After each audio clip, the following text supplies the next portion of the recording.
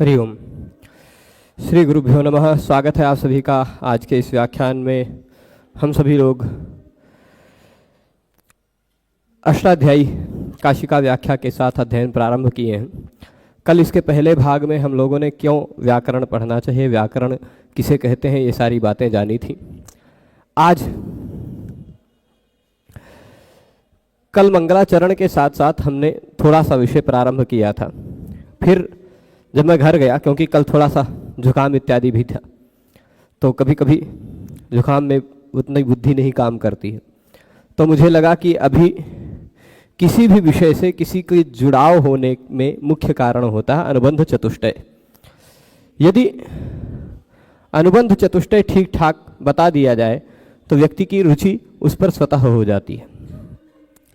इसलिए अधिकारी, विषय, संबंध, प्रयोजन इत्यादि सब कुछ निर्देश करते हुए फिर विषय में चला जाए। आज हम लोग यथासंभव अयोन, ऋग, एवं, एवोच इत्यादि सूत्रों के अर्थों को भी जानने का प्रयास करेंगे।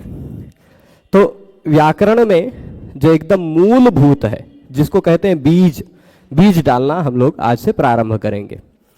तो ये क्या है कि अधिकारी कौन है इसका। तो यद्यपि व्याकरण का अधिकारी जो शास्त्रनिष्ठ व्यक्ति है, जो व्यक्ति संस्कृत के शास्त्रों में निष्ठा रखता है और शास्त्रों का अध्ययन करना चाहता है, वह व्यक्ति अधिकारी है। इस पर मीमांसा और की जाए तो बहुत कुछ है, पर फिर भी मैं अपनी दृष्टि से जो यह अपना अध्यापन करना प्रारंभ किया हूँ, उस दृष्टि से मैं कहूँ कि इसका अधिकारी कौन है, कौन इसको पढ़ सकता है। तो किसी भी आयु वर्ग का जो शुद्ध हिंदी समझ सकता हो, जो संस्कृत में रुचि रखता हो, तथा जो संस्कृत व्याकरण को समझने के बाद हमारे शास्त्रों में क्या ज्ञान निहित है यह समझने की इच्छा रखता हो, जो संस्कृत में निहित ज्ञान राशि को समझने के लिए उसकी चाबी खोज रहा हो। इसमें विषय क्या है? विषय तो हम लोग पर्याप्त मात्रा में जान ही गए हैं, यह व्याकरण विषय है। व्याकरण में इसमें प्रारंभ से लेकर के अयुण से लेकर अ सूत्र तक का हम अध्ययन करेंगे, जिसमें शब्द राशि कैसे बनती है, कैसे कैसे क्या क्या शब्द निष्पन्न होते हैं, ये सारी बातें हम लोग जानेंगे। इस विषय का और इस ग्रंथ का प्रतिपाद्य प्रतिपादक भाव संबंध होगा, और क्यों पढ़ें ये सारा प्रयोजन हम लोग कल संकेत कर चुके हैं। ठीक है, तो अब आए यदि हम, तो व्याकरण का शरीर क्या है, वृत्ति, भाष्य इत्यादि बातों को हम लोगों ने कल जाना था। आज आगे बढ़ते हैं। तो मंगलाचरण में जो अथ है, ये यहाँ अथ शब्दानुशासनम, यह मंगलाचरण अर्थ क्या निपात है, और ऐसा कहा है।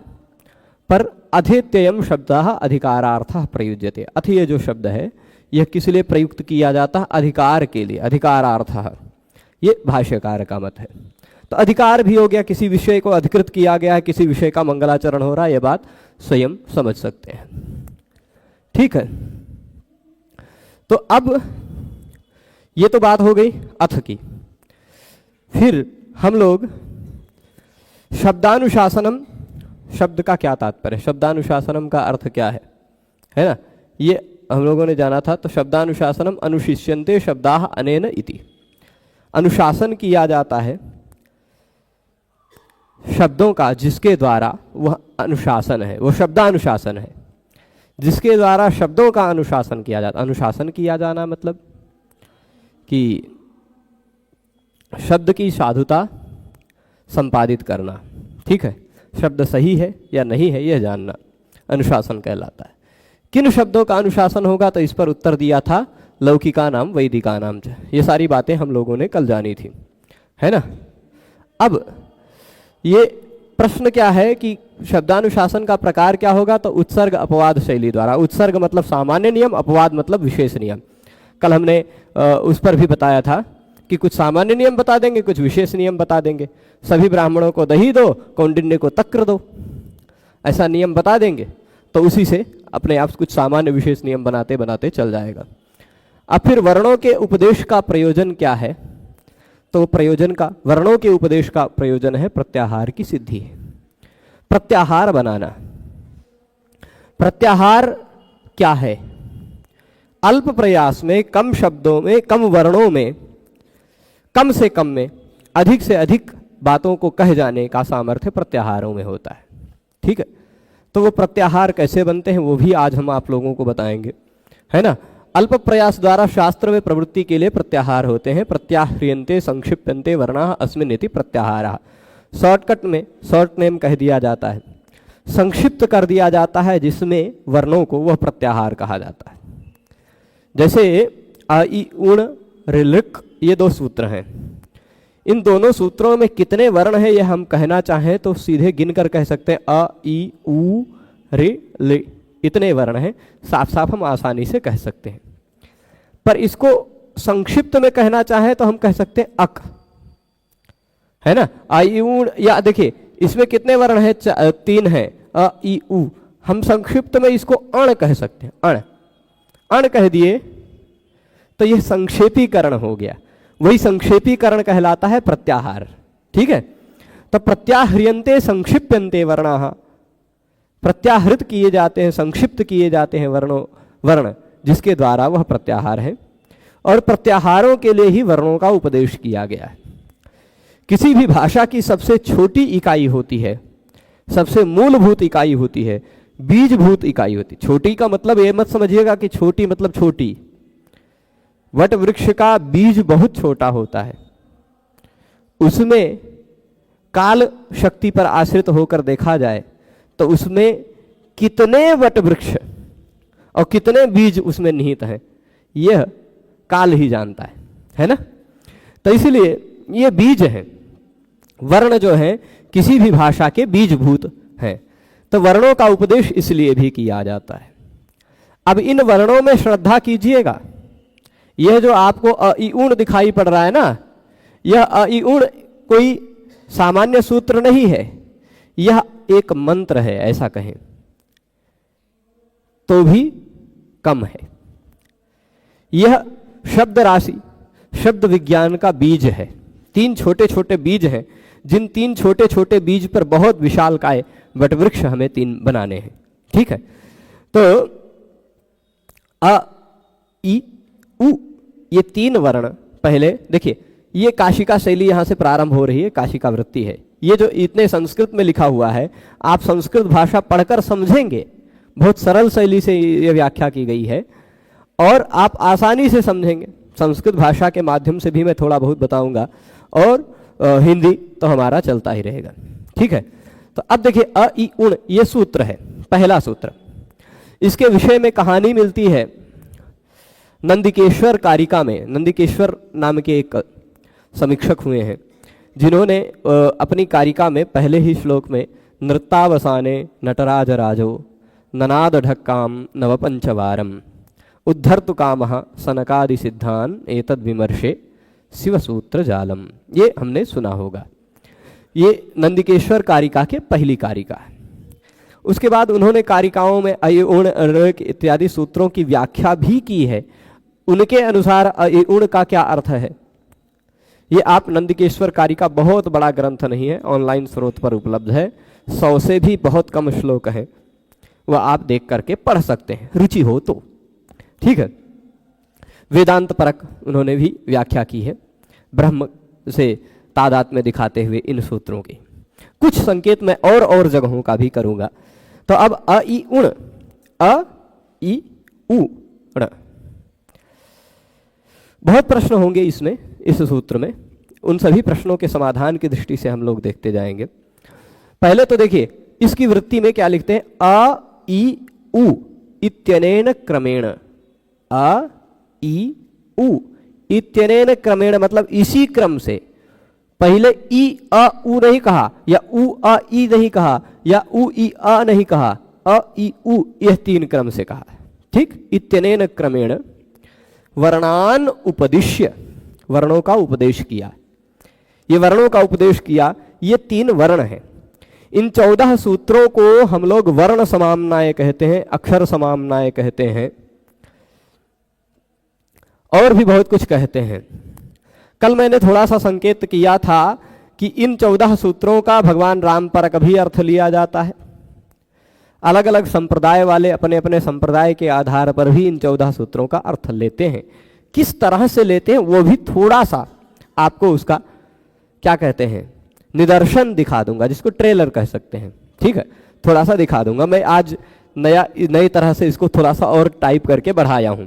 और ये शुरुआत में ही बोल देता हूं, यह जो चल रहा है यह पीडीएफ भी, और इसके लिए मैं जो पुस्तक, बहुत सारे लोगों ने कल पूछा कि कौन सी पुस्तक लें, वह पुस्तक कौन सी होनी चाहिए, वो पुस्तक भी मैंने डिस्क्रिप्शन में उसकी लिंक दी है।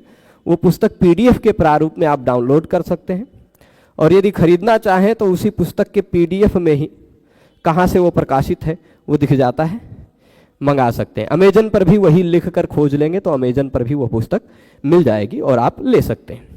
तो ये तो पुस्तक की बात हो गई, पीडीएफ की भी बात हो गई। यह पीपीटी जो मैं यहाँ चला रहा हूँ, जो टंकण किया गया है, एक हमारे छात्र हैं शिवम जी के द्वारा, उन्होंने ये परिश्रम करके किया है। कुछ कुछ चीज़ें आज मैंने जोड़ी है इसमें, पर उनका बहुत अच्छा परिश्रम है। ये पीपीटी का भी पीडीएफ बना करके मैंने डिस्क्रिप्शन में उसका भी लिंक डाल दिया, वो भी डाउनलोड कर सकते हैं। प्रत्येक कक्षा में मिल जाएगी आपको, कक्षा के विवरण में। तो अब अ इ उ इत्यनेन क्रमेण, अ इ उ इत्यनेन क्रमेण, देखिए इत्यनेन मतलब इस क्रमेण, इति अनेन क्रमेण, ये देखिए 3 वर्ण दिखाया। इस क्रम से जो व्यक्ति यहां ध्यान देगा वो पूरा समझेगा, और इसी समझते समझते संस्कृत समझ का विकास भी हो जाएगा। वर्णान उपदिश्य, वर्णों का उपदेश कर रहे हैं। ये 3 वर्ण हैं ऐसा कहना चाह रहे हैं। आप कहेंगे 3 कहां हैं, तो 3.5 या 4 वर्ण हैं ना, अभी तो है ना, को काहे छोड़ रहे हो भाई? तो कह रहे हैं नहीं, ये 3 ही वर्णों का उपदेश करके णकारम इतम करोति, णकार एक इत संज्ञक वर्ण का भी यहां ग्रहण कर रहे हैं। 3 वर्ण ग्रहण करने के बाद ण का इत संज्ञा कर दिया। ण की इत संज्ञा क्यों कर दी? इतम णकारम करोति, यानी 3 इत संज्ञक णकार के अभी ग्रहण कर रहे हैं।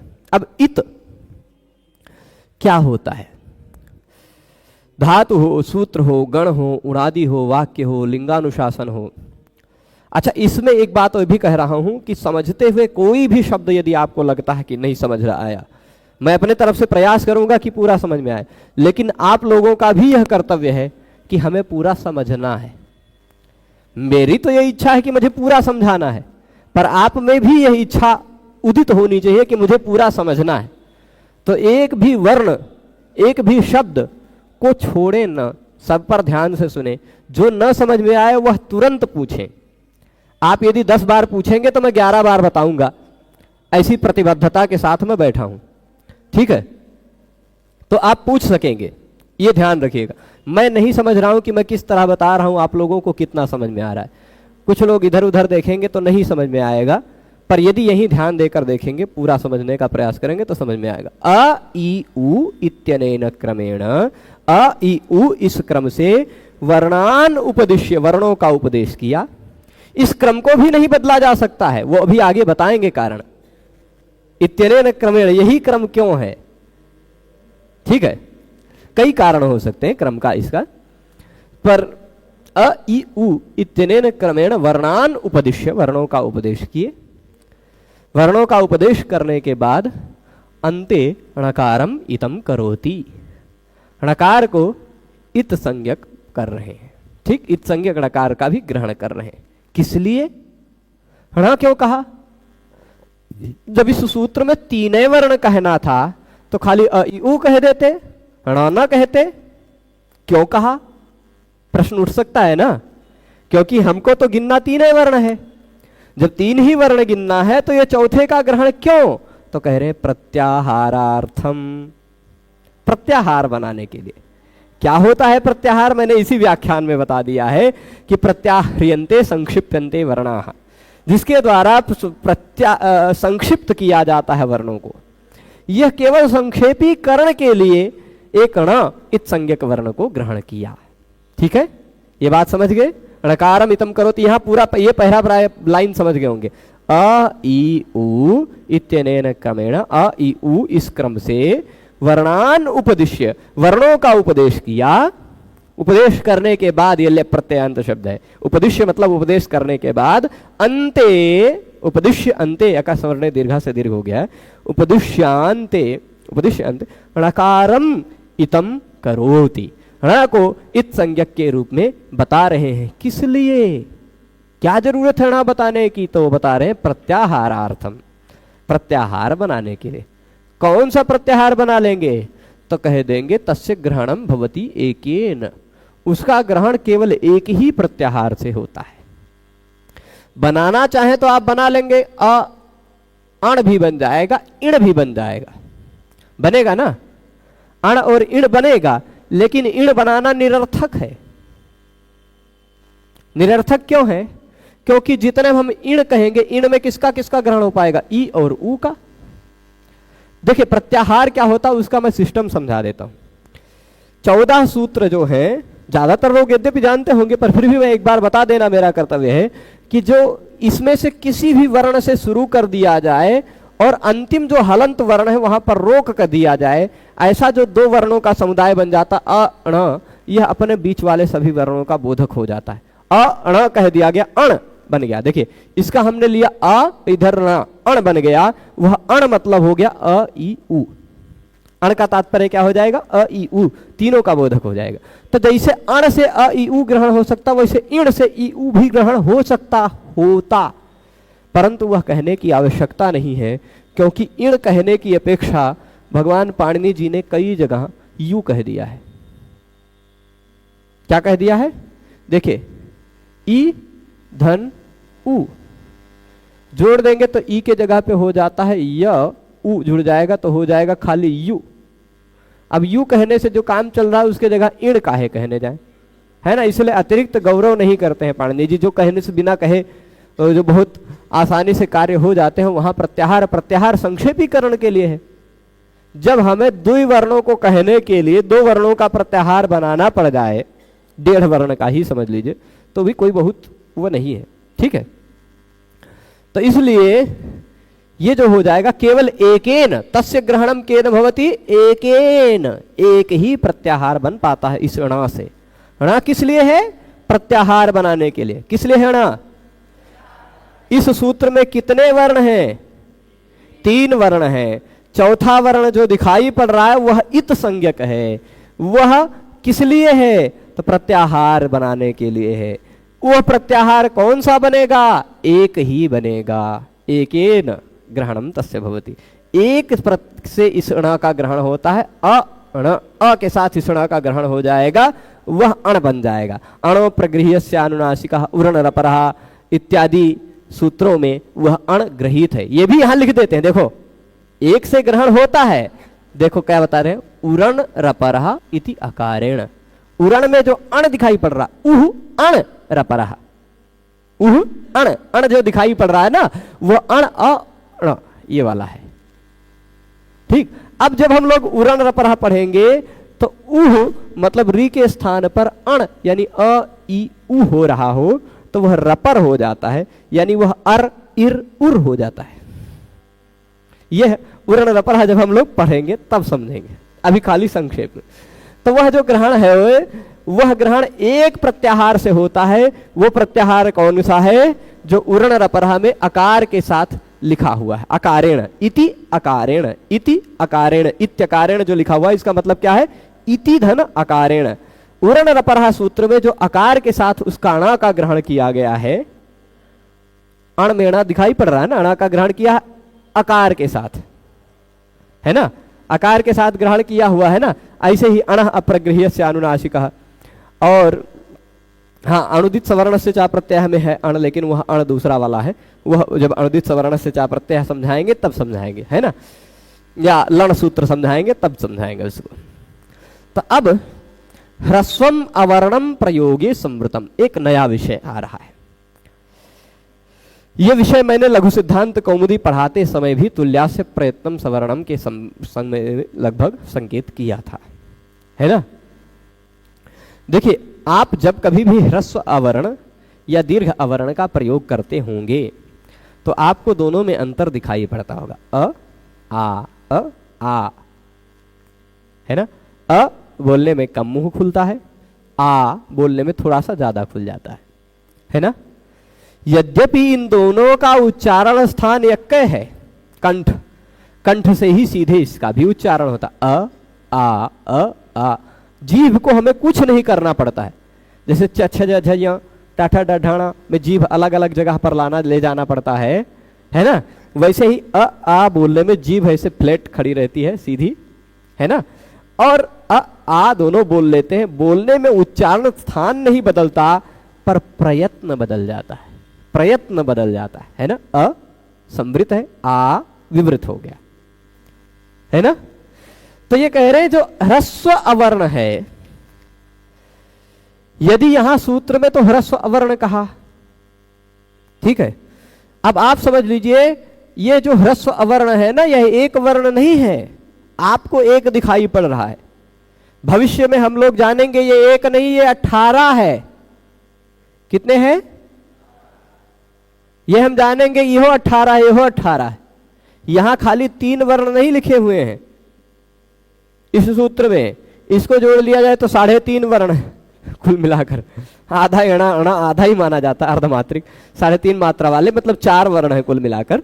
फिर भी 3.5 मात्रा के ये जो दिखाई पड़ रहे हैं 4 वर्ण, ये 4 वर्ण नहीं, कुल मिलाकर के कितने हैं? 55 वर्ण है। 18 18 18 और 1, ठीक है। तो इसलिए ये जो अ है ना, यह अ ह्रस्व अवर्ण जो है, ह्रस्व ही, ये अ जो होता है 6 प्रकार का ह्रस्व होता है, 6 प्रकार का दीर्घ होता है और 6 प्रकार का प्लुत मान लीजिए ऐसा होता है। आ लिखकर भी कुछ लोग लिखते हैं, या ऐसे ही अ लिखकर ही लिख देते हैं कुछ लोग, ठीक है। अच्छा, यहां थोड़ा सा ऊपर कर देते हैं, है ना। तो अब ये जो दिखाई पड़ रहा है आपको 3 प्रकार का, ये जो छोटा वाला ह्रस्व 6 प्रकार का है, ये 6 प्रकार का जो ह्रस्व अ है, इसका उच्चारण हम लोग ऐसे करते, अ मुंह कम खोलते संवृत है। ह्रस्वम अवर्णम, ह्रस्व अवर्ण जो है वह प्रयोगे संवृतम, प्रयोग करने में ही केवल संवृत है, बोलने में ही केवल संवृत है। व्याकरण शास्त्र में आप लोग उसको विवृत ही समझिए, ठीक। अ आ में कोई अंतर नहीं है, खाली बोलने में अंतर है, हम लोगों के बोलने में अंतर है। तो कहेंगे यदि व्याकरण शास्त्र की दृष्टि से इनमें कोई अंतर नहीं है, व्याकरण शास्त्र में देखा जाए तो कोई अंतर नहीं है, तो फिर हम लोगों के बोलने में क्यों अंतर दिखाई पड़ता है अ आ में? ये प्रश्न उठ सकता है। तो कहते हैं नहीं, दीर्घ प्लुत जो है वो विवृत है, दीर्घ और प्लुत जो आ है ये दोनों, ये तो विवृत है, ये संवृत है। तो जो दोनों का अगर आभ्यंतर प्रयत्न अलग अलग हो गया, एक विवृत एक संवृत, कैसे कहेंगे कि दोनों एक ही जाति के हैं? कैसे कह पाएंगे बताइए?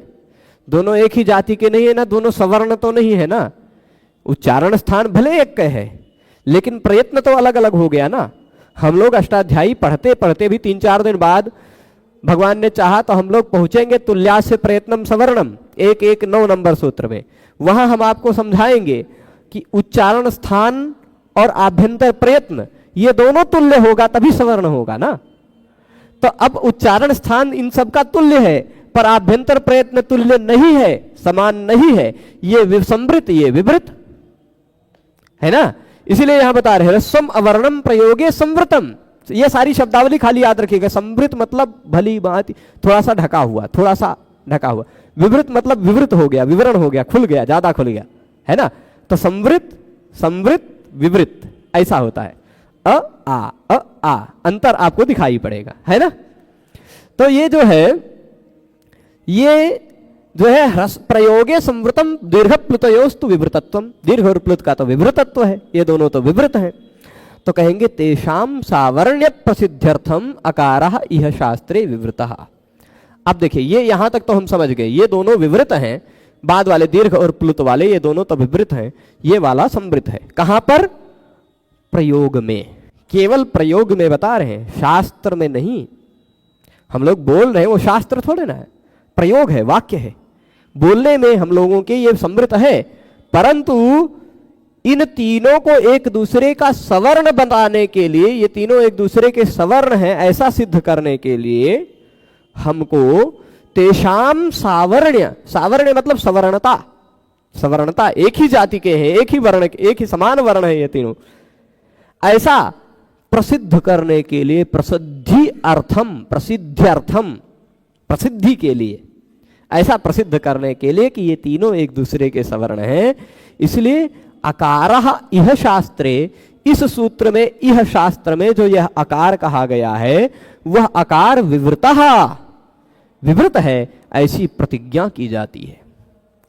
बोलने में हम सबके प्रयोग में भले ही यह जो आकार है ह्रस्व अवर्ण, वह बोलने में प्रयोग में भले संवृत है, लेकिन यहां ह्रस्व आकार जो है वह विवृत है, ऐसी प्रतिज्ञा की जाती है। क्यों, क्या आवश्यकता है विवृत बनाने की? तो ये समझ रहे पूरी बात, जो ना समझे वो बताएंगे। भाई स्वाभाविक बात है, यदि दोनों का प्रयत्न अलग अलग है, दोनों को बोलने की प्रक्रिया अलग अलग है थोड़ी सी, तो ये दोनों एक दूसरे के सवर्ण कैसे होंगे? दोनों एक दूसरे के सवर्ण कैसे होंगे, है ना? तो अभी जब ऐसे दोनों एक दूसरे के सवर्ण नहीं होंगे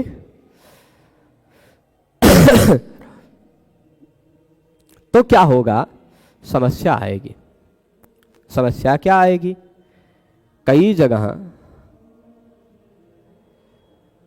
जैसे मैं बता रहा हूं, ये है विद्या अर्थी, यहां है बड़ा आ, यहां है छोटा आ, ये दोनों सवर्ण नहीं हैं, तो कैसे हम अकह सवर्ण दीर्घा से दीर्घ करके विद्यार्थी बना पाएंगे? ये दोनों एक दूसरे के सवर्ण होने जरूरी है ना, आ, ये दोनों एक दूसरे के सवर्ण हो तभी तो ये काम होगा। तो दोनों को एक दूसरे का सवर्ण बनाने के लिए हमें दोनों को एक ही उच्चारण स्थान वाला और एक ही प्रयत्न वाला मानना पड़ेगा, क्योंकि जिनका उच्चारण स्थान और प्रयत्न दोनों एक ही है वही सवर्ण है, अन्य कोई सवर्ण नहीं है। बात समझ रहे? तो इस आधार पर बोलने में तो हमें साफ साफ लग रहा आ अंतर है बोलने में, इसलिए कह रहे हैं प्रयोग में तो भले ही यह संवृत है ह्रस्व आ, अन्य जो दीर्घ प्लुत है वो विवृत है, लेकिन फिर भी यह जो ह्रस्व आकार है यह इस शास्त्र में विवृत है, ऐसी प्रतिज्ञा की जाती है। ठीक है? तो जब यदि शास्त्र, व्याकरण शास्त्र कहता है कि अविवृत है, तो हम लोग काहे संवृत प्रयोग करते हैं? क्यों करते हैं बताइए? हम लोगों को भी ऐसे आ जैसे बोलते हैं आ, वैसे बोल देना चाहिए। आ बोलते हैं जितना मुंह खोल के आ, उतने खुले में बोलना चाहिए। ऐसा होता है क्या? नहीं। तो इसलिए वह समझाने के लिए एक बात समझ लीजिएगा, आएगा, ये सारी बातें बाद में आएंगी, विस्तार से आएंगी। संक्षेप में मैं संकेत कर रहा हूं कि व्याकरण शास्त्र में सबसे असिद्ध सूत्र है अंतिम सूत्र। व्याकरण शास्त्र को, जो पाणिनि जी का 8 अध्याय वाला व्याकरण शास्त्र है ना, 8 अध्यायों वाला, मैं यहां लिख देता हूं, उस 8 अध्याय वाला व्याकरण में हम लोग 8 अध्याय हैं, 8 अध्याय में हर एक अध्याय में 4-4 पाद हैं, 8 चौक 32 पाद। ठीक, 8 चौक 32 पाद। तो अष्टाध्यायी को हम 2 भागों में बांटते हैं, एक तरफ 29 पाद, एक तरफ 3 पाद। ठीक, 29 + 3 ऐसा बांटिए। 29 पाद जो है यानी 7 अध्याय पूरा, 7 चौक 28, और 8वें अध्याय का पहला पाद, ये 29 पाद हो गए कुल, है ना। 29 पाद एक तरफ ले लीजिए और 3 पाद, अंतिम अध्याय के अंतिम 3 पाद जो है वह एक तरफ है। ये जो 3 पाद है ये थोड़ा डेंजर जोन है, समझ लीजिए। ये 3 पाद के सूत्र असिद्ध सूत्र माने जाते हैं। इन 3 पादों के सूत्रों ने क्या क्या कार्य किया, यह इस 29 पाद के सूत्रों को व्याकरण शास्त्र में नहीं पता चलेगा। ठीक है, इस 3 पाद के, अंतिम 3 पाद के सूत्रों ने जो कोई भी कार्य किया है वह कार्य इस 29 पाद के सूत्रों को नहीं पता चलेगा। इन सबके दृष्टि में वह कार्य हुआ ही नहीं है। ठीक है, ये बात समझिएगा। अच्छा, इस 3 पाद में भी, ये 3 पाद जो है ना, ये समझ लीजिए कि ऐसी जगह अपना गुप्त संस्था बनाकर रह रहे हैं कि ये लोग जो कुछ भी व्याकरण में कार्य करते हैं वह कार्य लोक में होता हुआ दिखाई पड़ता है, लेकिन व्याकरण में उससे पहले के 29 पाद वाले नहीं जान पाते कि ये काम हो गया। ठीक है, ऐसा सिस्टम है। और इस 3 पाद में भी जो लगभग 400-500 सूत्र हैं, उन सभी सूत्रों में 400-500 तो नहीं होंगे और कम ही होंगे, अंतिम में 68 ही है और उससे पहले गिनना पड़ेगा, पर जो भी सूत्र हैं अंतिम 3 चरणों में, वो उतने सूत्र, लगभग 300 के आसपास सूत्र होंगे, वो जितने भी हैं वो सभी सूत्र एक दूसरे के प्रति असिद्ध हैं। पहले के सूत्र ने क्या कार्य किया वो बाद वाला सूत्र जान पाएगा, लेकिन बाद वाले के सूत्र ने क्या कार्य किया वो पहले वाले कोई सूत्र नहीं जान पाएंगे। ठीक है, इस आधार पर हम ये कह सकते हैं कि अष्टाध्यायी का सबसे अंतिम अध्याय 8वां अध्याय के सबसे अंतिम पाद, चौथे पाद का सबसे अंतिम सूत्र लगभग 68वां या 66वां, कितने नंबर पर है देख लीजिए, लिखा है कहां, 68, हाँ 68 नंबर सूत्र। यह सूत्र सबसे अंतिम सूत्र है। इस सूत्र ने जो काम किया वो खाली इसी सूत्र को पता है और हम लोगों को पता है। व्याकरण के इसके सिवाय लगभग बाकी बचे जो 4000 सूत्र हैं वो सारे सूत्रों को पता ही नहीं चला कि यह काम हो गया है कि नहीं। बात समझ रहे हैं ना, कि व्याकरण में यह सूत्र सबसे अंतिम सूत्र है। कैसा सूत्र है? सबसे अंतिम सूत्र है। इस सबसे अंतिम सूत्र ने क्या कार्य किया वह व्याकरण में इससे पहले के किसी भी सूत्र को नहीं पता चलेगा। तो इस सूत्र ने क्या कर दिया भाई? तो कहेंगे इस सूत्र ने जो विवृत आ था उसको समृद्ध कर डाला। ठीक है, आप पूरे व्याकरण में विवृत है, लेकिन अंतिम सूत्र ने कहा नहीं भाई, आ को समृत मानो। विवृत आकार जो है वह समृत हो जाता, विवृत अ के जगह पे समृत अ हो जाया करता है। पर विवृत अ के जगह पे समृत अ हो जाया करता है, ये हम लोगों को तो पता है, पर व्याकरण में ही अन्य इससे पहले के सूत्रों को नहीं पता है। तो व्याकरण में अन्य सूत्रों की दृष्टि में ह्रस्व अ भी विवृत है, हम लोगों की दृष्टि में, प्रयोग की दृष्टि में समृत है। यही समाधान है। समझ रहे हैं ना, बात समझ रहे? तो यहां आप देखिए ये कह रहे हैं कि इस शास्त्र में विवृत कहा गया है ह्रस्व अ, पर प्रयोग करने के लिए तस्य प्रयोगार्थम, उसके प्रयोग के लिए अ यह जो अंतिम सूत्र है विवृत अ के जगह पे समृत अ हो जाया करता है। यह जो सूत्र है यह शास्त्रांते प्रत्यापत्ति ही करिष्यते, शास्त्र के अंत में उसकी प्रत्यापत्ति कर दी जाएगी, यानी समृत विवृत आ को समृत आ बना दिया जाएगा शास्त्र के अंतिम वचन में, जिससे शास्त्र के और किसी सूत्र को पता ही नहीं चलेगा कि ह्रस्व अ समृत है। शास्त्र के सभी सूत्रों को यही पता है कि ह्रस्व अ विवृत है। जब ह्रस्व अ विवृत है, बाकी दोनों अ भी विवृत है, तो सभी एक दूसरे के सवर्ण है व्याकरण शास्त्र की दृष्टि से। और हम लोगों के प्रयोग की दृष्टि इस सूत्र पर निर्भर करती है। बात समझ गए होंगे, है ना। तो इति शास्त्रांते प्रत्यापत्ति करिष्यते। चलिए अब इसको जो हिंदी व्याख्या में वो जो पुस्तक है उस पुस्तक में से ही कुछ स्कैन कर करके टाइप किया है, देख लीजिएगा। अ इ उ ये जो 3 वर्ण है क्रम से उपदेश किया, फिर प्रत्याहारार्थ कण इत्संज्ञक किया गया। बात समझ गए, ये सूत्र का सार अभी तक। इस णकार के साथ अण प्रत्याहार सिद्ध होता है। आई उण में अ लिया, ण लिया, अण प्रत्याहार सिद्ध हुआ कि नहीं? अ से ण तक अण प्रत्याहार सिद्ध हुआ, जिसका ग्रहण उरण रपरः सूत्र, अणो प्रगृह्यस्य अनुनासिका और भी कई सूत्रों में उस अण का ग्रहण है। ठीक है, तो प्रयोग की दशा में यदि देखा जाए तो ह्रस्व आ जो है वह समृत है, परंतु दीर्घ व प्लुत आकार विवृत प्रयत्न वाला होता है। ठीक है, अब विशेष बात है, कुछ विशेष बातें हैं कि देखिए ये रहा अ, ये रहा ई उ ण। अब देखिए सामान्य नियम के आधार पर अ धन ई बराबर हो जाना चाहिए ए, संधि हो जानी चाहिए ना। और ए के बाद फिर उ, तो ए धन उ जोड़ेंगे उ, तो ए के जगह पे हो जाएगा एचो यवायावह, से अय आदेश होकर उसमें ऐसा बन जाएगा, तो बन जाएगा अयुण। अब बताइए कि ऐसा अयुण लिखना ठीक है कि ऐसा अयुण लिखना ठीक? ठीक, बताइए।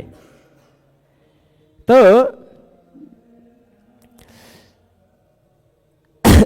ऐसा बनना चाहिए, संधि हो जानी चाहिए, काहे संधि नहीं हुई?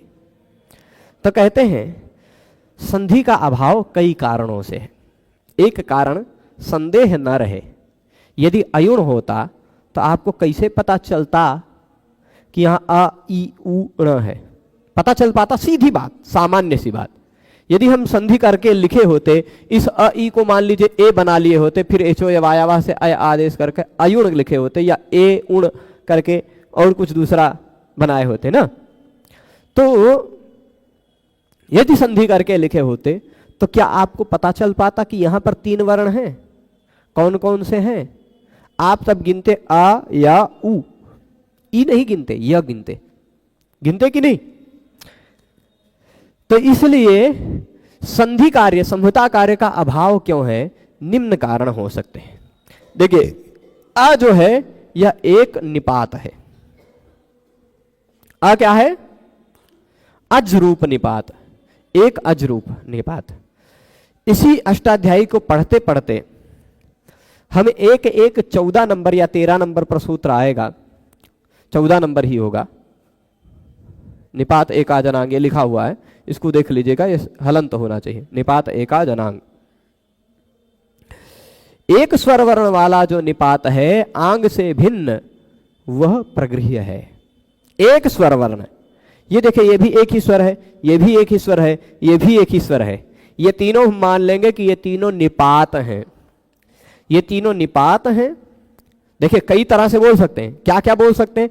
एक तो कह देंगे कि संदेह न रह जाए कि यहां कितने वर्ण हैं, कौन कौन से हैं, इस कारण संधि नहीं, शुद्ध रूप में लिखा, शुद्ध रूप में यथावत बताया। दूसरा ये बताना चाह रहे हैं कि यह बीज है, ये बीज, इसमें आपस में संधि नहीं होगी। तीसरा ये कह सकते हैं कि संदेह न हो, पहला कारण। दूसरा कारण कह देंगे छंदोवत सूत्राणी भवन्ति, छांदस होने के कारण। तीसरा कारण कह सकते हैं कि ये निपात होने के कारण। निपात है, निपात जो होते हैं वह एक स्वर वर्ण वाला, एकाच अनांग, आंग से भिन्न। आंग एक उपसर्ग होता है, आंग, आग क्षति इत्यादि में जो आ दिखाई पड़ता वह आंग है। आंग से भिन्न कोई एक स्वर वर्ण वाला निपात हो वो प्रगृह्य कहलाता है। और प्रगृह्य संज्ञा जब हो जाएगी उसकी, तो प्लुत प्रगृह्या अचि नित्यम एक संधि का सूत्र है। प्रगृह्य के बाद कोई भी स्वर हो तो संधि कार्य नहीं होता। यह प्रगृह्य हो गया, इसके बाद कोई स्वर हो तो संधि कार्य नहीं होगा। यह प्रगृह्य हो गया, इसके बाद तो कोई स्वर है ही नहीं है, तो संधि करने की जरूरत है नहीं। पर प्रगृह्य संज्ञा इन तीनों की हो सकती है, इस कारण से यहां संधि कार्य नहीं होगी। ये बात हो जाएगी, कोई दिक्कत नहीं ना। अब प्रकृति भाव हो जाना मतलब जैसा है वैसे का वैसा रह जाएगा, इसमें कोई संधि कार्य करने की आवश्यकता नहीं। अथवा ऐसा भी कह सकते हैं कि इन्हीं 14 सूत्रों के आधार पर, एक और भी कहते हैं, इन्हीं 14 सूत्रों के आधार पर प्रत्याहार बनते हैं और उन प्रत्याहारों के आधार पर अन्य सूत्र बनते हैं। तो जो सूत्र है आद गुण अवर्णात अचि परे पूर्व परयो गुण एकादेशा स्यात्, जो आद गुणा इत्यादि गुण करने वाले हैं, एचो यावा इत्यादि आयाव करने वाले हैं, वो सब इन्हीं सूत्रों के आधार पर बने हुए हैं। इन पर वो सूत्र नहीं लगेंगे, ऐसा भी कह सकते हैं कुछ लोग। ये कुछ विद्वानों के मीमांसा, मैंने अलग अलग लोगों का जो जो मत सुना है वो बता रहा हूं खाली, ठीक है। अथवा ये देखिए, ये बात ये भी लिखी इन्होंने कि आचार्य ने स्पष्टार्थ प्रत्याहार सूत्रों में संहिता कार्य नहीं किया, स्पष्टता के लिए, कि स्पष्ट पता चले कि कौन कौन से वर्ण है, इसलिए संधि नहीं किया, ठीक है। एक तो निपात संहिता कार्य करने से उपजीव्य विरोध होगा। उपजीव्य विरोध का तात्पर्य क्या है? देखिए, सारे प्रत्याहार इन्हीं पर बनते हैं, इन्हीं के आधार पर सारे प्रत्याहार इन पर उपजीव्य मतलब इन पर आश्रित है और इन्हीं पर कार्य करने लग जाएंगे, इन्हीं का विरोध करने लग जाएंगे। तो सारे सूत्र, इस सूत्र ये सबके मूल में है, इन पर कोई सूत्र नहीं लगेगा, ये कहना चाह रहे हैं, ठीक है। तो उपजीव्य विरोध होगा। अब प्रश्न उठता है कि क्या अ ई उ इसके क्रम में कोई परिवर्तन संभव है? क्या हम ई उ आ कर दें या ई आ उ कर दें? तो कहेंगे नहीं। परिवर्तन इसलिए संभव नहीं है क्योंकि अण के द्वारा अ ई उ तीनों का ग्रहण हो सके। अण कहें तो तीनों का ग्रहण हो जाए, और जब हम इण कहें तो आ का ग्रहण ना हो। इण कहें तो आ का ग्रहण ना हो, आ के सिवाय अन्य वर्णों का ग्रहण हो। ई उ ऋ ए ओ ऐ औ हा या व र ल, है ना? कह सकते हैं कि नहीं? तो इण कहने से अ हट जाए, आ का ग्रहण।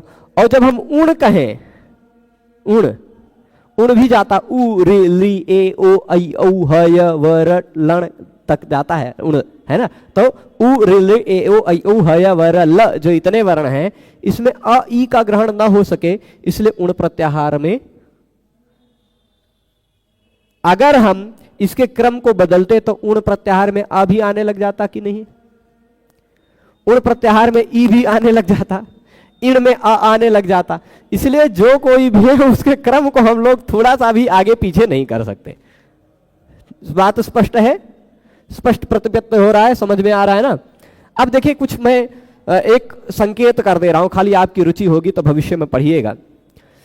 एक सिद्धांत मिलता है, अमंत्रम अक्षरं नास्ति नास्ति मूलम अनौषधम अयोग्य पुरुषो नास्ति योजकस्तत्र दुर्लभः। ये बात ध्यान रखिएगा, आप सबके जीवन में उतारने वाली बात है कि संसार में कोई भी ऐसा अक्षर नहीं है जो मंत्र न हो। प्रत्येक अक्षर मंत्र है। तो अ भी एक मंत्र है, ई भी एक मंत्र है, उ भी एक मंत्र है। पर यह मंत्र है तो यह फल क्यों नहीं देता है? क्योंकि कौन से मंत्र का किस जगह, किस विधि से, किस पद्धति से प्रयोग कर रहा है, यह प्रयोजक जल्दी नहीं मिल पाता। तो कोई भी ऐसा अक्षर नहीं है जो मंत्र ना हो, कोई भी ऐसा अक्षर नहीं है जिसका कोई अर्थ ना हो। ठीक है? तो नास्ति मूलम अनौषधम, ऐसी कोई जड़ नहीं है जो कोई औषध ना हो। बस खाली यही बात है कि कौन सी जड़ को किसके साथ मिला करके, किस पद्धति से लेने पर किस औषधि के रूप में इसका प्रयोग हो सकता है, किस रोग का निवारण कर सकता है, ये योजक व्यक्ति नहीं मिल पाता है ना? अन्यथा कोई ऐसी जड़ नहीं है जो औषधि ना हो, कोई ऐसा वर्ण नहीं है जो मंत्र ना हो, कोई ऐसा व्यक्ति नहीं है जो योग्य ना हो। अयोग्य पुरुषो नास्ति, सभी योग्य हैं, सब में कोई ना कोई विशेष योग्यता, आप सब में, बस योजक व्यक्ति नहीं मिल पाता। उस व्यक्ति को कहां, किस रास्ते पर ले जाकर के बहुत योग्य बनाया जा सकता है, सर्वश्रेष्ठ बनाया जा सकता है, वो व्यक्ति नहीं मिल पाता। वही व्यक्ति मिल जाए, बाकी दवाइयां पड़ी, जड़े पड़े सड़ जाती हैं, दवाई नहीं बन पाती, प्रयोग नहीं हो पाता। वैसे ही योग्य लोग पड़े पड़े अलग अलग जगहों पर अपने कर्मकांड में, मंदिरों में, पूजा पाठ में, उसी में पड़े पड़े बेकार रह जाते हैं। तो ये बातें ध्यान रखनी है कि सभी वर्ण मंत्र हैं और एकाक्षर नाम माला एक ग्रंथ है। अक्षर समामनाय पर पुरी के शंकराचार्य जी ने भी कुछ ग्रंथ लिखा, उसका नाम नहीं याद आ रहा है, पर है लिखा उन्होंने भी। रामभद्राचार्य जी ने भी अच्छी व्याख्या की है इसकी, जो प्रशंसनीय है, वो उस मामले में प्रशंसा करनी चाहिए। तो अब ये मैं खाली आज इसको एकाक्षर नाम माला से अन्य कुछ संदर्भों से खोज खोज कर उसके श्लोक लिख के ले आया हूं। देखिए, अ जो है ना, आ का अर्थ विष्णु है। प्रणव का अर्थ जब हम चिंतन करते हैं, ओमकार का क्या अर्थ है, प्रणव का क्या अर्थ है, तो प्रणव के अर्थ का चिंतन करते हुए मांडूक्य उपनिषद में भी अकार उकार मकार इति, अकार मात्रा जो है वह सत्व की मात्रा है, सात्विक मात्रा है, और सत्व गुण के प्रधान अधिष्ठाता देवता भगवान विष्णु है ना? मांडूक्य उपनिषद में भी यह संकेत मिलता है। और अकारो विष्णु रुद्दिष्ट उकारस्तु महेश्वरः मकारेणोच्यते ब्रह्मा, है ना? ऐसा प्रणव के अर्थ में निर्देश किया गया है। तो अकारो विष्णुरुद्दिष्ट उकारस्तु महेश्वरः मकारेणोच्यते ब्रह्मा, ऐसा करके बताया गया है। तो ब्रह्मा विष्णु महेश ये तीनों ओम में निहित हैं। ऐसा ओम में जैसे बताया गया है वैसे हम यहां भी बताएंगे अ इ उण में भी वह तीनों निहित हैं। अब कहेंगे अयुण और ओम में, तो ओम प्रणव जो है वह अत्यंत लघु है, पर प्रणव के ही बीज से ये तीन बीज हम अलग अलग निकाल लेंगे, अनग बीज निकाल लेंगे और उसी बीज से पूरा प्रपंच बनता है। एक एक बीज से बहुत कुछ निकल सकता है। तो वैसे अयुण में आपको 4 बीज छोटे छोटे दिखाई पड़ रहे, अ इ उ ण। इन चारों का 4 स्वतंत्र अर्थ है। क्या अर्थ है? तो कहेंगे अकारो विष्णु रुद्दिष्ट, अकार के रूप में विष्णु भगवान कहेंगे। हमारे संप्रदाय में वेदांत देशिक स्वामी हुए हैं, उन्होंने अ शब्द से भगवान विष्णु को बताते हुए अ शब्द की 7 विभक्तियों का प्रयोग करते हुए एक अनुष्टुप छंद में श्लोक लिखा है, भगवान विष्णु की पादुका की स्तुति करते हुए पादुका सहस्रम नाम के ग्रंथ में। याम अश्रयति यान धत्ते या एन आय आच्चया यास्य मानाय यैवान्या सा मामवतु पादुका। वहां कहा है याम अह श्रयति, जिसको अ यानी विष्णु भगवान जिस पर आश्रित रहते हैं, या अम धत्ते, या मतलब जो पादुका अम विष्णु भगवान को धारण करती है, या एन याति जो विष्णु भगवान के साथ जाती है। विष्णु भगवान के लिए जो है, विष्णु भगवान के कारण जो पहचानी जाती है, जो विष्णु भगवान के भार का वहन करने के लिए है, जिसमें वो भगवान निहित रहते हैं, ऐसी सा माम अवतु पादुका, वो पादुका मेरी रक्षा करे। भगवान की पादुका का आश्रय लेते हुए उन्होंने वो श्लोक लिखा। तो अ शब्द से विष्णु भगवान उनके रूप में अ का वर्णन उन्होंने भी किया है। ठीक है, तो अकारो विष्णु रुद्दिष्ट, आकार का अर्थ विष्णु भगवान है। केवल विष्णु भगवान ही नहीं है, राम भी। देखिए अत सातत्य गमने एक धातु है, अतति साततम गच्छतीति अह, ऐसा अत सातत्य गमने धातु से ड प्रत्यय लगा करके बनाया जा सकता अ। अथवा अवरक्षणे अवति रक्षति, अवधातु पालन इत्यादि अर्थ में भी है, जो रक्षण करते हैं, पालन करते हैं समग्र संसार का, जो सतत गतिशील रहते हैं, ऐसे अ भगवान विष्णु है। ठीक है, और भी अन्य धातुओं से ड प्रत्यय लगा करके अ बनाया जा सकता है। तो अनेक अर्थ हो सकते हैं। कुछ अर्थ संक्षिप्त में अह कृष्ण शंकरो ब्रह्मा शक्रः सोमो नीलो नलः सूर्य प्राणो यमः कालो वसंतः प्रणवः सुखी। अ के इतने सारे अर्थ, ये खाली मैं व्याकरण में खाली संक्षेप में संकेत कर रहा हूं, इसको इतने विस्तार में मैं नहीं जाऊंगा। रिलेट इत्यादि में खाली ऐसे बता दे रहा हूं। ये एकाक्षर नाम माला नाम का ग्रंथ है, एक एक अक्षर के कितने कितने अर्थ हो सकते हैं कुछ संकेत किया है उस ग्रंथ में, सभी वर्णों के अर्थ को। तो अ का अर्थ क्या है? कृष्ण भगवान भी आ के अर्थ है, शंकर भगवान भी आ के अर्थ है, ब्रह्मा भी, शक्र यानी इंद्र भी, सोम देवता चंद्र, अनिल यानी अनिल और अनल दोनों हैं, पवन देव और अग्नि देवता दोनों हैं, फिर सूर्य, प्राण, यम, काल, वसंत, प्रणव, प्रणव यानी ओंकार भी अ में निहित है ना, और सुखी व्यक्ति भी अ। ठीक है, तो इतने सारे अर्थ अ के कहे जा सकते हैं। अब इसमें किसी के साथ आप भाव ले लेकर के अलग अलग संप्रदाय वाले यहां ले लेंगे रामानुज भगवान श्री कृष्ण, राम यानी बलराम, उनके अनुज श्री कृष्ण, रामानुज भगवान है, अ से भगवान श्री कृष्ण है। और कृष्ण भगवान आ गए तो कृष्ण भगवान के परिकरों में ई से अस्य अपत्यम पुमान इह, आ के जो पुत्र है वो ई हो गए। जैसे दशरथस्य अपत्यम पुमान दाशरथी बनेगा ना, वैसे अस्य अपत्यम पुमान इह हो जाएगा। तो अत ईय सूत्र से ईय प्रत्यय लगाकर बनाएंगे। तो आ के जो पुत्र है वो ई है। आ के पुत्र कौन है? श्री कृष्ण भगवान के पुत्र प्रद्युम्न, इसलिए कामदेव ई शब्द से कहा गया। प्रद्युम्न कामदेव के ही अवतार है ना, इह कामः, ई शब्द से काम अर्थ लिया जाता है, क्योंकि श्री कृष्ण भगवान। अब हम सबके क्या कहते हैं, अर्चा अवतार में जो हम लोग अपने पद्धति से अर्चा करते हैं, है ना, उसमें प्रद्युम्न, अनिरुद्ध, उन सब का भी महत्व है। तो वो प्रद्युम्न जी भी आ जाएंगे यहाँ इह शब्द से। पर फिर भी यहाँ इह कामः स्थाणुरिंद्रोर को वरुण पादपो द्विजः द्विपः शुचि श्रीमानजो बालो विरिंचि कृत्तिका सुतः। इह ई शब्द का अर्थ कामदेव भी है, स्थाणु यानी शिव जी भी है, इंद्र इह है ना, शिव जी भी है, इंद्र सूर्य वरुण वृक्ष और हाथी, दीप यानी हाथी, पवित्र धनवान या श्रीमान शोभावान, अज ब्रह्मा जी, बाल बालक, विरिंची, यहाँ भी अज अज शब्द का अजन्मा भी ई से कहा जा सकता, जिसका कोई जन्म ना हुआ हो। यहाँ विरिंची यानी ब्रह्मा जी यहाँ आएंगे। कृत्तिका सुतः कार्तिकेय, इतने सारे ई के अर्थ हैं। उ का अर्थ उकारस्तु महेश्वरः, ये भी मिलता है प्रणव के अर्थ में।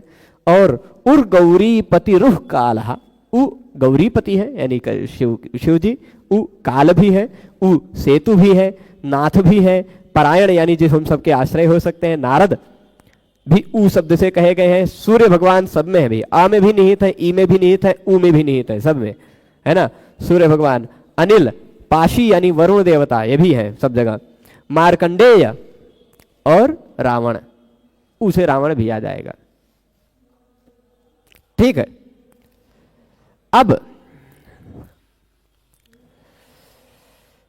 यहां भाववश ऐसे अर्थ लिया जा सकता है कि राम भगवान ने ई का तात्पर्य क्या हो जाएगा कि ये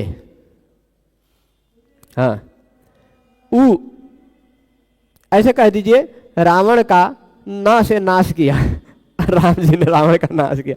ई से और कुछ जो भाव में, भाव जगत में जितना जाना हो आप इन परस्पर जोड़ जोड़ करके ले जाइए, पूरा ये कहानी बनाइए इसमें। ठीक है, खाली संकेत कुछ हमने कर दिया है, जितना आप इसमें और विस्तार में जाना चाहें वो इन सबसे आपस में संबंध करके जा सकते हैं। ठीक है, अण का अर्थ होता है अण प्रकटे निष्फले चैव प्रस्तुते ज्ञान बंधयो, अण प्रकट अर्थ में। अब ब्रह्मा विष्णु महेश ये तीनों प्रकट स्वरूप में अयुण में, तीनों हो गए प्रकट यानी हो गया अयुण। अच्छा, ये सब जो 14 माहेश्वर सूत्र हैं मैं बता रहा हूं, ये मंत्र के रूप में है। यदि आपकी श्रद्धा हो तो किसी को भयंकर विषम ज्वर हो, कैसा भी हो ज्वर, इनको मंत्र के रूप में आप माहेश्वर सूत्रों को शुद्ध बोलते हुए श्रद्धा पूर्वक उससे अभिमंत्रित करके पिला दें, उसका ज्वर इत्यादि समाप्त हो जाता है। ये भी है, ये मंत्र की शक्ति होती है। ठीक है, तो ये सब एक प्रकार के प्रकट अर्थ में, निष्फल अर्थ में, प्रस्तुत अर्थ में, ज्ञान अर्थ में, बंधन अर्थ में, इन सब में भी इसका प्रयोग होता है। तो ऐसे और भी आप जाना चाहें तो इसके और गहराई में जा सकते हैं। हम लोग आते हैं ऋलिक सूत्र पर। ऋलिक सूत्र भी देखिए वही पद्धति व्याख्या। देखिए पहले क्या कहा था, अ इ उ इत्येतान वर्णान ऐसा कहा था, वहां रि लृ इत्येतौ वर्णौ उपदिश्य, है ना। शब्दावली भी एकदम सेम मिलती जुलती जाएगी। देखिए यहां अयुण शब्द की जहां व्याख्या कहेंगे वहां अ इ उ इत्यनेन क्रमेण वर्णान उपदिश्य, इस क्रम से वर्णों का उपदेश किया। अब यहां कह रहे हैं यहां वर्णौ उपदिश्य, क्या कह रहे हैं, इ उ इत्येतौ वर्णौ उपदिश्य, ये दो वर्णों का उपदेश किया। और पूर्वान, ये दो पूर्व वर्ण में है। और अंते ककारम इतम करोति, अंत में क्या किया इन्होंने, ककार को इत संज्ञक किया। पूर्वांश रि लृ इत्येतौ वर्णौ उपदिश्य, ये दोनों वर्णों का उपदेश किया। और फिर पूर्वांश और पूर्व का भी उपदेश किया गया। अ इ उ का तो उपदेश हो ही गया ना, तो अ इ उ ण भी हो गया, रि लृ ये भी हो गए। ये वर्णों का उपदेश करने के बाद ककारम इतम करोति, ककार को इत संज्ञक बनाया। ऋलिक में क ही इत संज्ञक है ना, अंतिम दो वर्ण हो गए, एक क इत हो गया। ठीक है, तो अब तक हमने 5 वर्ण पढ़ लिए हैं, अ इ उ रे लृ, और 2 इत संज्ञक वर्ण पढ़ लिए हैं, ण और क। तो ककारम इतम करोति किस लिए, प्रत्याहारार्थम, वही बात उत्तर आ रही ना, वही शैली है, शैली पूरी अनुकृत होती जाएगी। इसलिए हम लोग जब पहले अध्याय के शुरुआती 15-20 सूत्र पढ़ लेंगे तब फिर स्पीड बढ़ेगी, इसमें समय नहीं लगेगा। ऐसा भी समय आएगा कि हम लोग एक एक दिन में 8-8, 10-10 सूत्र भी पढ़ेंगे और समझेंगे क्योंकि सब जब ये क्या है, ये मूल है, जड़ है। पहला अध्याय यदि आप बढ़िया से तैयार कर लिए तो बाकी के अध्याय आप पढ़ते जाएंगे, समझ में आता जाएगा, पढ़ते जाएंगे, समझ में आता जाएगा, ऐसा होगा। पर जो संबंध एक दूसरे से जुड़ता जाएगा वो जोड़ते चलेंगे हम लोग।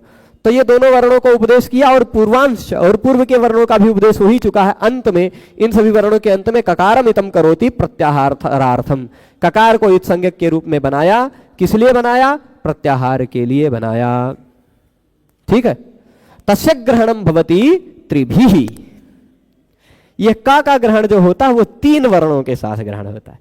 अक, अक, इक, उक।